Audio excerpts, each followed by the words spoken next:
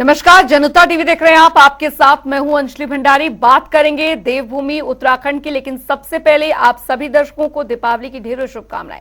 चलिए रुक करेंगे 2 मिनट में 10 बड़ी खबर। आईटीबीपी का 62वां स्थापना दिवस समारोह, गृह मंत्री अमित शाह संग सीएम धामी कार्यक्रम में हुए शामिल, शहीदों को दी श्रद्धांजलि। 38वें राष्ट्रीय खेलों की मेजबानी करेगा उत्तराखंड, भारतीय ओलंपिक संघ ने सौंपा ध्वज, मंत्री आर्य ने बताया ऐतिहासिक क्षण।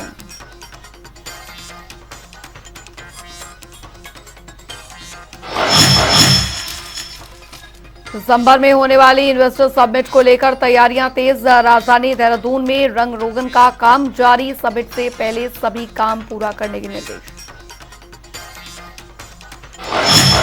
स्वास्थ्य मंत्री डॉक्टर धन सिंह रावत ने स्वास्थ्य विभाग अधिकारियों के लिए बैठक, रिक्त पदों को जल्दी भरने के दिए निर्देश का। चिंतन शिविर में स्वास्थ्य व्यवस्थाओं को लेकर रोड मैप किया गया।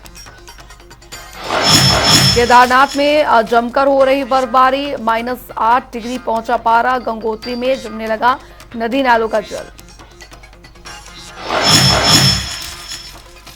आगामी त्योहारों को लेकर पुलिस ने ली बैठक, व्यापारी और जनप्रतिनिधि हुए शामिल, त्योहारों पर की शांति बनाए रखने की अपील।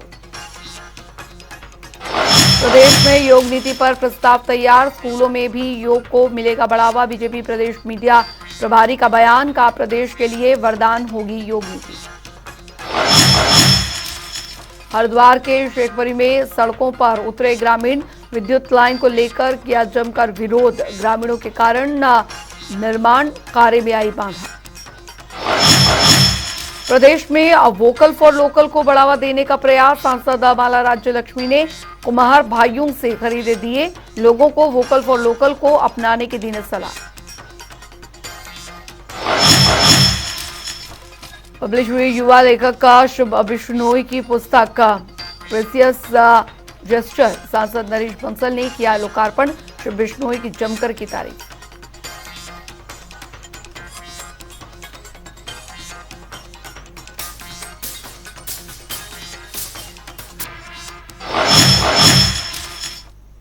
और चलिए रुक करेंगे, इस बीच आ रही बड़ी खबर की और बड़ी जानकारी आ रही है। सीएम पुष्कर सिंह धामी ने दी बधाई, लोक पर्व बग्वाल छोटी दीपावली की बधाई दी है।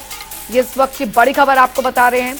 लोक पर्व बग्वाल छोटी दीपावली की बधाई दी है, तो सभी के जीवन में सुख शांति आए।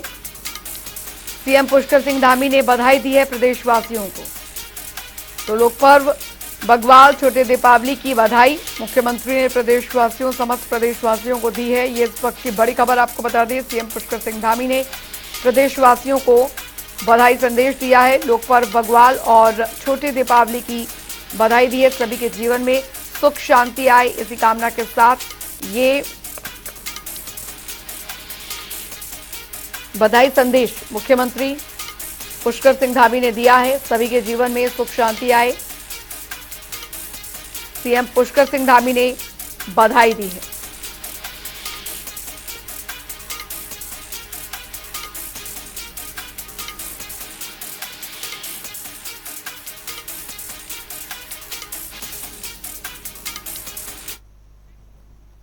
रुक करेंगे अगली बड़ी खबर की और बड़ी जानकारी आ रही है, वो बता दें। आज उत्तरकाशी पहुंचेंगे सीएम पुष्कर सिंह धामी। तो आज उत्तरकाशी का दौरा मुख्यमंत्री का, डामटा में यमुना घाटी क्रीड़ा में लेंगे हिस्सा। 21वें राज्य स्तरीय मेले में आज मुख्यमंत्री पहुंचेंगे। करीब 1 बजे कार्यक्रम में शिरकत करेंगे, दोपहर 2 बजे देहरादून के लिए प्रस्थान करेंगे। तो ये इस वक्त की बड़ी और अहम जानकारी आपको बता रहे हैं। मुख्यमंत्री का कार्यक्रम, आज उत्तरकाशी पहुंचेंगे सीएम पुष्कर सिंह धामी।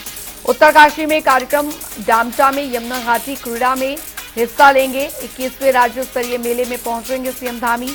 ये बड़ी खबर आपको बता रहे हैं। करीब 1 बजे कार्यक्रम में मौजूद रहेंगे, दोपहर 2 बजे देहरादून के लिए प्रस्थान करेंगे।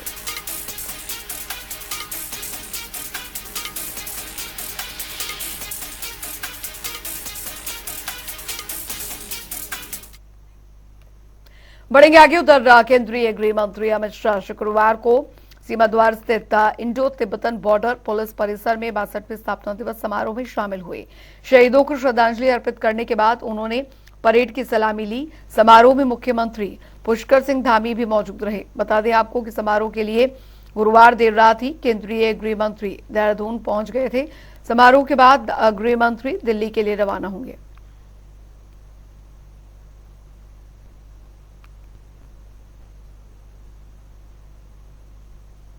आज जो हिमवीर सीमा पर तैनात है, शायद उनको मालूम नहीं है कि दीपावली के दिन पर जब देश का नागरिक अपने घर में उजाले के लिए, अपने घर के स्वास्थ्य और समृद्धि के लिए एक दिया जलाता है, तब एक दिया सरहद पर तैनात हमारे जवानों के लिए भी जलाता है। आपके त्याग, आपके बलिदान, आपके साहस और आपके शौर्य के सम्मान 130 करोड़ भारतीय बहुत मन से करते हैं, दिल से करते हैं। दीपावली जैसे त्योहार हो या पूरा वर्ष हो, वो चैन की नींद इसलिए सो सकते हैं कि आपके जीवन के स्वर्णिम वर्ष, युवा अवस्था के वर्ष आपने सरहद पर देश की सुरक्षा के लिए निकाले हैं, देश को समर्पित किए हैं। और मैं आज इस मंच से मेरे प्यारे हिमवीरों को कहना चाहता हूं कि आपकी सेवा, त्याग और बलिदान अनमोल है, इसका कोई मूल्य हो नहीं सकता और पूरा देश इसको सैल्यूट कर कर, सलाम कर कर उसकी समर्थन करता है। आज भारतीय तिब्बत सीमा पुलिस बल का स्थापना दिन है। शौर्य, दृढ़ता और कर्मनिष्ठा के ध्येय वाक्य के साथ 62 साल से भारत की दुर्गम सीमाओं को आईटीबीपी ने, हमारे हिमवीरों ने सुरक्षित करने का काम किया है। तो वहीं गृह मंत्री अमित शाह के दौरे को लेकर दरअसल बीजेपी प्रदेश मीडिया प्रभारी अमनवीर सिंह चौहान ने जानकारी दी। उन्होंने कहा कि बीजेपी के दिग्गज नेता और केंद्रीय गृह मंत्री अमित शाह 2 दिवसीय उत्तराखंड दौरे पर हैं और अपने दौरे के दौरान अमित शाह कार्यक्रम में प्रतिभाग करने के साथ ही भाजपा के वरिष्ठ नेताओं से भी मुलाकात करेंगे। हमारे भारतीय जनता पार्टी के वरिष्ठ नेता और केंद्रीय गृह मंत्री आदरणीय अमित शाह जी उत्तराखंड के 2 दिवसीय दौरे पर हैं और उनका एक सरकारी आईटीबीपी परिसर में उनका कार्यक्रम है, उसके बाद उनका दिल्ली जाने का है और इस दौरान वो अपने हमारे वरिष्ठ नेताओं से भी उनकी मुलाकात हुई। चलिए फिलहाल वक्त एक छोटे से ब्रेक का हो चला है, फौरन लौट रहे हैं।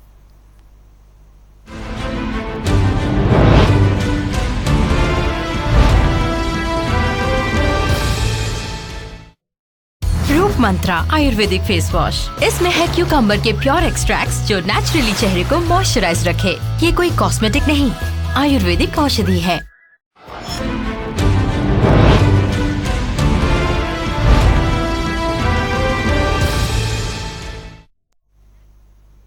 ब्रेक के बाद स्वागत है। खबरों में आगे बढ़ेंगे। उत्तराखंड की पहली योग नीति का प्रस्ताव तैयार कर लिया गया है। इस नीति में योग, नेचुरोपैथी और साथ ही आध्यात्मिक के लिए बुनियादी ढांचा विकसित करने को लेकर प्रदेश सरकार अधिकतम 50% सब्सिडी देगी।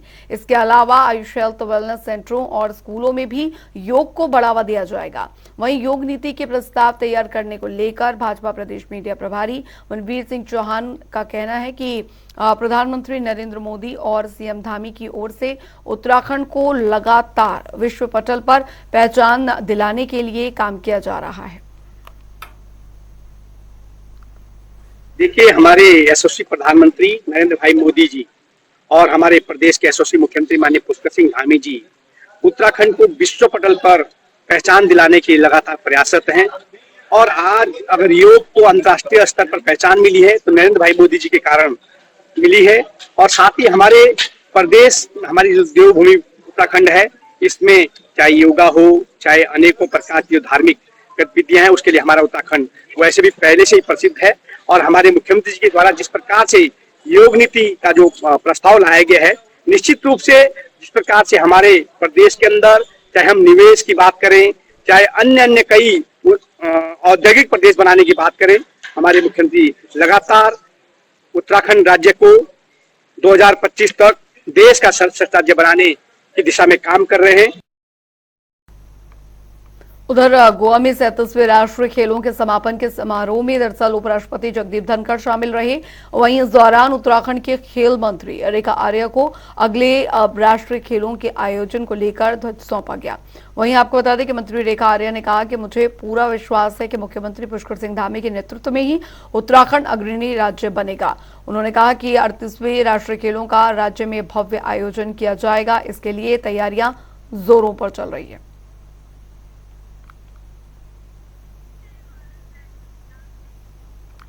उत्तर प्रदेश में वोकल्स फॉर लोकल को बढ़ावा देने के लिए दरअसल प्रदेश सरकार निरंतर काम कर रही है।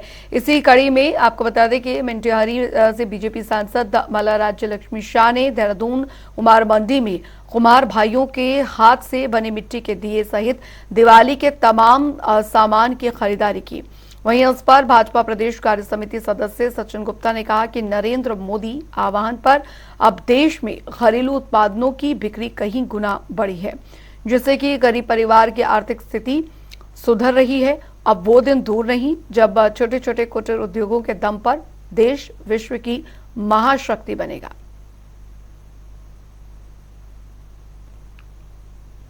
देखिए, देश के यशस्वी प्रधानमंत्री श्री नरेंद्र मोदी जी के आह्वान पर वोकल फॉर लोकल के नारे के साथ जो है आज हमारे इस प्रदेश की माननीय सांसद श्रीमती माला राज्य लक्ष्मी शाह जी हमारे कुम्हार मंडी क्षेत्र में आई और कुम्हार भाइयों के हाथ के बने हुए मिट्टी के दिए, हटरी, लक्ष्मी गणेश जी और अन्य जो सामग्री हमारे कुम्हार भाई अपने हाथों से बड़ी कड़ी मेहनत के साथ बनाते हैं। वहीं उधर आपको बता दें मसूरी युवा लेखक का शुभ बिश्नोई की पुस्तक का राज्यसभा सांसद नरेश बंसल ने लोकार्पण किया। लेखक शुभ बिश्नोई की पुस्तक का ग्रेशियस जेस्टर में 11 अलग अलग कहानियां हैं, जिसमें पलायन, संयुक्त परिवार, एकल अभिभावक, old age home, post master सहित अन्य कहानियों को दिखाया गया है। बता दें कि किताब सच्ची घटनाओं पर आधारित है। वहीं राज्यसभा सांसद नरेश बंसल ने कहा कि छोटी उम्र में शुभ बिश्नोई ने लेखन का कार्य शुरू करके अपनी प्रतिभा का परिचय दिया है, जो कि युवाओं के लिए एक प्रेरणा भी है। वहीं शुभ बिश्नोई ने अपनी किताब ग्रेशियस जेस्टर को अपने परिवार और परिजनों को समर्पित किया।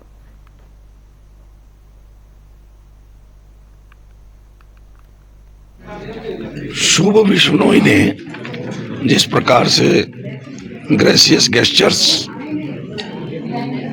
बुक लिखी है, उसमें 11 स्टोरीज हैं जो समाज में होने वाली दैनिक घटनाएं, उनको उसने बड़े अच्छे ढंग से चित्रित किया है। उसमें जैसे पोस्ट मास्टर की है, पोस्ट मास्टर की डेथ हो जाती है, बालक कैसे सरवाइव करते हैं, अनाथ बच्चे कैसे उसका भाई उसको सरवाइव कराता है, कैसे ओल्ड एज होम में छोड़ देते हैं, वो वहाँ पर किस प्रकार की अपनी नई दुनिया बसा लेते हैं। जहाँ तक आज शुभ बिश्नोई की इस किताब का विमोचन हुआ और जिस प्रकार से उन्होंने इसका विस्तृत रूप से विवरण किया कि कितने इसमें अध्याय हैं और पूरा डिटेल उसने धरातल से लेकर के एक अपनी अंतरात्मा से लेकर के इस किताब को लिखा।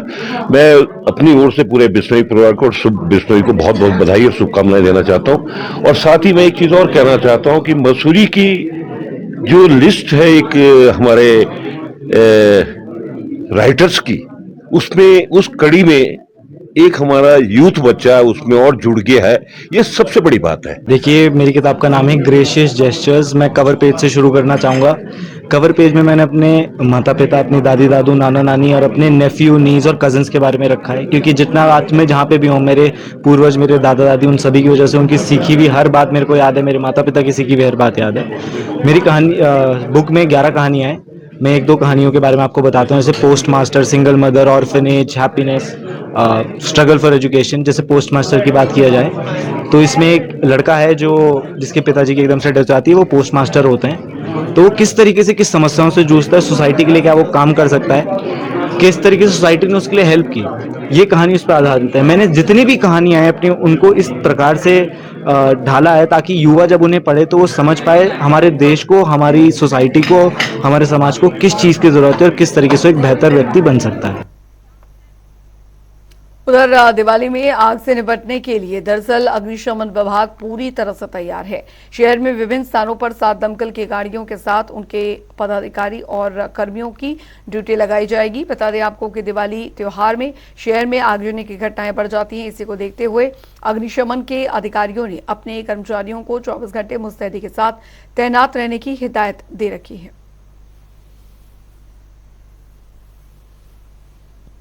में अभी तो कोई गाड़ी तैनात नहीं की है। जैसे वीआईपी और वीवीआईपी प्रोग्राम चल रहा है, उसमें हमारी लगातार ड्यूटियाँ चल रही हैं। 6 से 7, 5 से 6 गाड़ियाँ हमारी पर डे लग रही हैं मार्केट के अंदर, और वो मूवमेंट में भी हैं। और दीपावली पर्व को दृष्टिगत रखते हुए हम लोगों ने 8 जगह ऐसी चिन्हित की हैं जहाँ पर हम मोटर फायर इंजन को हमारे द्वारा लगाया जाएगा। जैसे प्रेमनगर, दिलाराम चौक, घंटाघर, कोतवाली, सहारनपुर चौक, धर्मपुर और सर्वे चौक, ये हमारे पास जो हैं जो हम गाड़ियाँ लगाएंगे, जिससे भी किसी प्रकार की क्षेत्र में कोई अग्नि दुर्घटना होती है उस पर समय से कंट्रोल किया जा सके। उधर केदारनाथ में लगातार दूसरे दिन जमकर बर्फबारी हुई। इसके चलते धाम में आपको बता दें कि कड़ाके की ठंड पड़ रही है। वहीं गंगोत्री धाम में भी आपको बता दें कि नदी नालों का जल जमने लगा है। केदारनाथ धाम में कई जगहों पर तो 3 से 5 इंच तक बर्फ जमा हो चुकी है, जिस कारण यात्रियों और धाम में यात्रा ड्यूटी पर तैनात अधिकारी कर्मचारियों को खासी दिक्कतों का सामना करना पड़ रहा है।